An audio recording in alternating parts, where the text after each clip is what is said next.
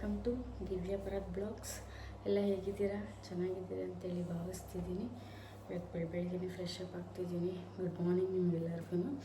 But ಇದು ವಾರ ಬೇರೆ ಇದೆ, ಗುರುವಾರ, ಅದಕ್ಕೆ ಸ್ವಲ್ಪ ಲೇಟಾಗೋಯಿತು ಎದ್ದಿದ್ದು ಕೂಡ. ಬನ್ನಿ ಇವತ್ತು ದಿನಚರಿ ಹೇಗಿದೆ ಅಂತ ತೋರಿಸ್ಕೊಡ್ತೀನಿ.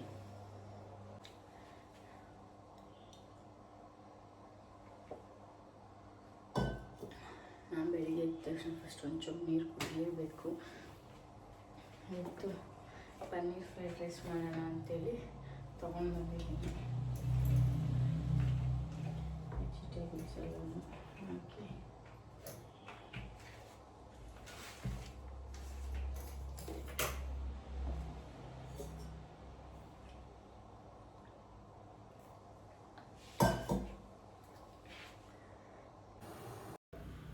ಬಾಣಲಿ ಇಟ್ಕೊಂಡು, ಬಾಣಲಿ ಕಾದ ನಂತರ ಎಣ್ಣೆ ಹಾಕ್ಕೊಂಡು ಅದಕ್ಕೆ ಒಂದು ಸ್ಪೂನ್ ತುಪ್ಪ ಹಾಕ್ಕೊಂಡು, ಅದು ತುಪ್ಪ ಕಾದೆಲ್ಲ ಆದಮೇಲೆ ಅದಕ್ಕೆ ಸಾಸಿವೆ ಎಲ್ಲ ಹಾಕಿ ಸಿಡಿದ ನಂತರ ಅದಕ್ಕೆ ಬಂದು ಹಸಿಮೆಣ್ಸಿನ್ಕಾಯಿ, ಕೊತ್ತಂಬರಿ ಸೊಪ್ಪು ಎರಡು ಹಾಕ್ಕೊಂಡಿದ್ದೀನಿ.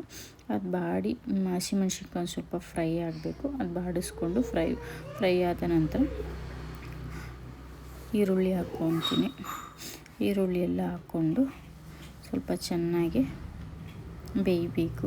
ಅದು ಬೆಂದ ನಂತರ ಎಲ್ಲ ಬಾಡಿಸ್ಕೊಂಡು 2 ನಿಮಿಷ ಈರುಳ್ಳಿ ಬೆಂದ ನಂತರ, ಈರುಳ್ಳಿ ಬೆಂದಿದೆ, ಅದರ ನಂತರ ಈಗ ಕ್ಯಾರೆಟು, ಕ್ಯಾಪ್ಸಿಕಮ್ಮು, ಬೀನೀಸು ಇಷ್ಟನ್ನು ಹಾಕ್ಕೊತಾ ಇದ್ದೀನಿ. ಹಾಕ್ಕೊಂಡು ಚೆನ್ನಾಗಿ ಬಾಡಿಸ್ಕೊಂಡು ಅದನ್ನು ಬೇಯಕ್ಕೆ ಇಡ್ತೀನಿ. ಅದಕ್ಕೆ ಎಷ್ಟು ಬೇಕಷ್ಟು ಉಪ್ಪು, ರುಚಿಗೆ ನಿಮ್ಗೆ ಎಷ್ಟು ಬೇಕಷ್ಟು ರುಚಿಗೆ ಉಪ್ಪು ಹಾಕ್ಕೊಳ್ಳಿ. ಅದು ಹಾಕ್ಕೊಂಡ ನಂತರ ಚೆನ್ನಾಗಿ ಬಾಡಿಸ್ಕೊಳ್ಳಿ. ಉಪ್ಪು ಹಾಕಿದ್ರೆ ಒಂದು ಸ್ವಲ್ಪ ಸಾಫ್ಟಾಗಿ ಬೇಗ ಬೇಯುತ್ತೆ ಅಂತ ಈಗಲೇ ಉಪ್ಪು ಹಾಕ್ತಿದ್ದೀನಿ.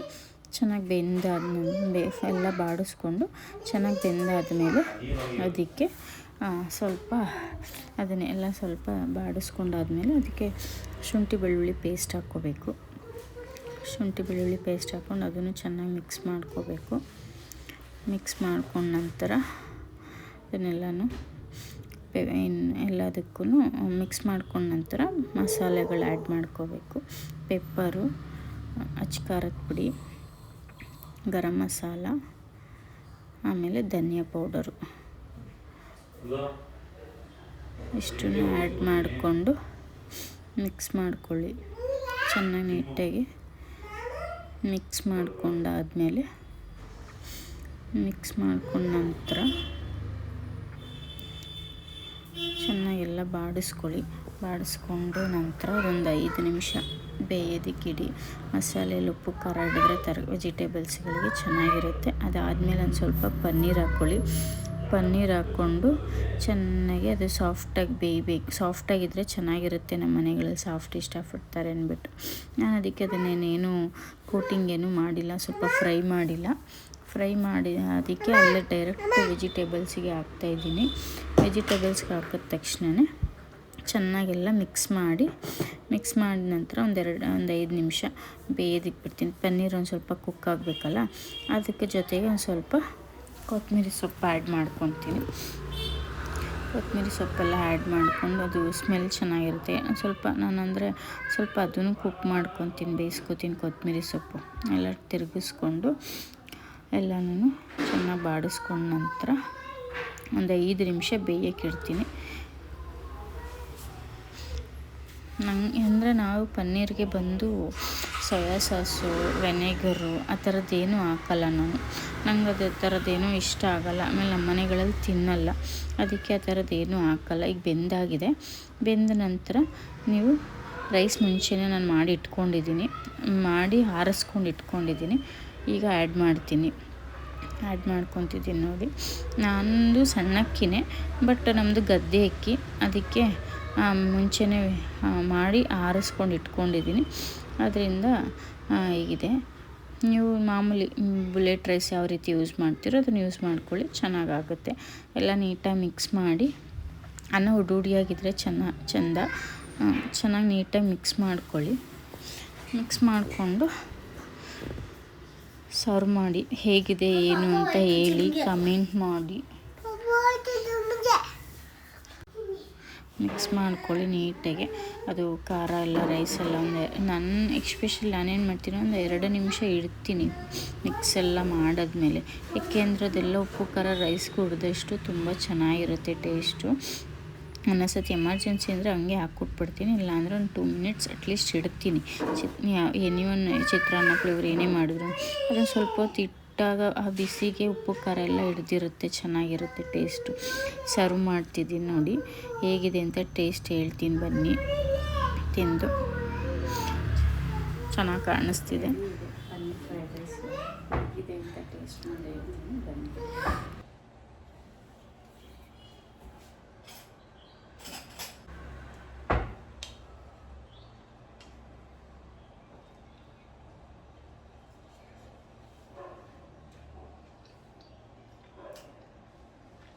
ಚೆನ್ನಾಗಿ ಉಪ್ಪು ಖಾರ ಎಲ್ಲ ಚೆನ್ನಾಗಿ ಬಂದಿದೆ.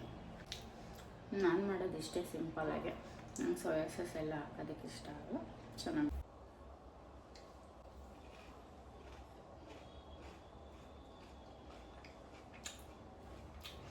ಖಾಲಿ ಹೊಟ್ಟೆಗೆ ಖರ್ಜೂರ ತಿಂತೀನಿ, ಬಾದಾಮಿ ತೊಗೊತೀನಿ,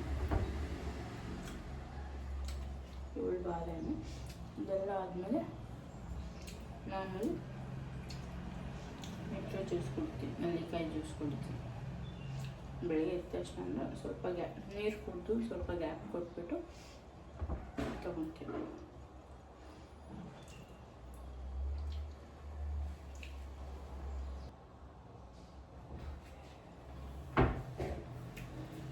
ಕುಡಿದ್ರೆ ತುಂಬಾ ಹೆಲ್ತ್, ತುಂಬ ಬೆನಿಫಿಟ್, ತುಂಬ ಚೆನ್ನಾಗಿದೆ. ಆಯಿತಾ, ತೊಗೊಂಡೋಗ್ತೀನಿ ಬರೀ.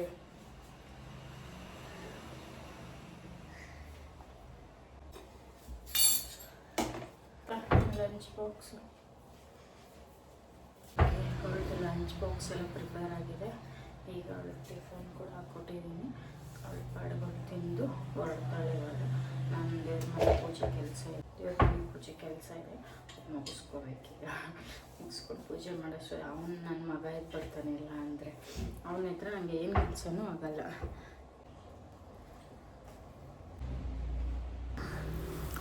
ದೇವ್ರ ಮನೆಯೆಲ್ಲ ರೆಡಿ ಇಟ್ಕೊಂಡು ಎಲ್ಲ ಮಾಡಿಸೋದಕ್ಕಿಂತ ಎಲ್ಲ ಮಾಡಿಸಿ ಎಲ್ಲ ರೆಡಿಯಾಗಿದೆ. ಇವಾಗ ರಂಗೋಲಿ ಹಾಕಿ, ನನಗೆ ರಾಯರು ಸಾಂಗ್ ಅಂದರೆ ತುಂಬ ಇಷ್ಟ, ಅದನ್ನು ಹಾಕ್ಕೊಂಡೆ ನಾನು ದೇವ್ರ ಮನೆಯೆಲ್ಲ ರೆಡಿ ಮಾಡ್ಕೊಳ್ಳೋದು. ಹಾಗಾಗಿ ದೇವ್ರ ಸಾಂಗ್ಸ್ ಕೇಳ್ತಾನೆ ನಾನು ದೇವ್ರ ಮನೆಯೆಲ್ಲ ಪೂಜೆ ಎಲ್ಲ ಅಲಂಕಾರ ಮಾಡ್ಕೊಳ್ಳೋದು, ರಂಗೋಲಿ ಪ್ರತಿಯೊಂದೂ ಸಾಂಗ್ ಕೇಳ್ತಾನೆ. ಆಗೊಂಥರ ಏನೋ ಮನಸ್ಸಿಗೆ ನೆಮ್ಮದಿನೂ ಇರುತ್ತೆ, ಖುಷಿನೂ ಆಗುತ್ತೆ. ಪೂಜೆ ಮಾಡೋದಕ್ಕೆ ಇನ್ನೊಂದಷ್ಟು ಖುಷಿಯಿಂದ ಪೂಜೆ ಮಾಡ್ಬೋದು. ಅದರಿಂದ ಪೂಜೆ ಮಾಡೋ ಟೈಮಲ್ಲಿ ನಾನು ಯಾವಾಗಲೂ ಸಾಂಗ್ ಹಾಕ್ಕೊಂಡೆ ನಾನು ದೇವ್ರ ಮನೆ ಕ್ಲೀನಿಂಗ್ ಆಗಲಿ ಪೂಜೆ ಮಾಡೋದಾಗಲಿ ಎಲ್ಲನೂ ಹಾಗೆ ಮಾಡ್ಕೊತೀನಿ. ನಾನು ಯಾವಾಗಲೂ ಬಾಗಿಲಿಗೆಲ್ಲ ರಂಗೋಲಿ ಹಾಕ್ಕೊಂಡಾಗಿದೆ, ಪೂಜೆ ಮುಗಿಸ್ಕೊತೀನಿ.